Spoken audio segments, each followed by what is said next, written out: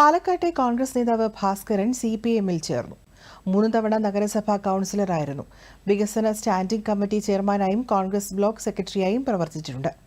കോൺഗ്രസും BJP-യും ചേർന്ന സംയുക്ത മുന്നണിയാണ് നഗരസഭ ഭരിക്കുന്നതെന്നും അതിനാലാണ് CPM-ൽ ചേരുന്നതെന്നും ഭാസ്കരൻ പാലക്കാട്ട് പറഞ്ഞു.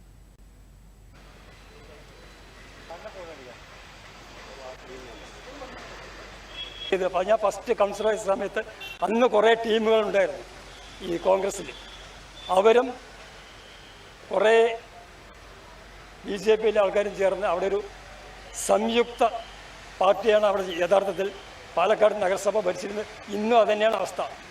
അവരെന്ത് പറയണോ അതേപോലെ നമ്മൾ അനുസരിക്കുകയും ചെയ്യണം. അല്ലെങ്കിൽ അവർ ഇതേപോലെ പാർട്ടി സ്ഥാനങ്ങളിൽ നിന്ന് നമ്മൾ ഒഴിവാക്കിപ്പിക്കും.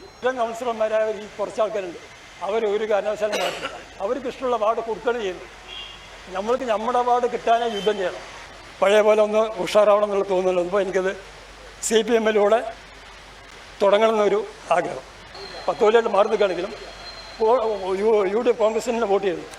പക്ഷേ അത് പാലക്കാട്ടിലൊരു സ്ഥാനാർത്ഥി കോൺഗ്രസിന് ഇല്ലാതെ പോയതിൽ എനിക്കേറെ വിഷമമുണ്ട്.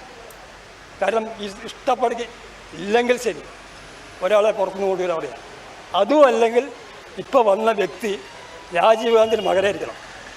ഇത് പാലക്കാടിൽ ഇല്ലാത്ത പോലെ അന്യദേശത്ത് നിന്ന് ഒരാളെ കൊണ്ടുവന്നതിൽ എനിക്ക് തീരെ യോജിപ്പില്ല.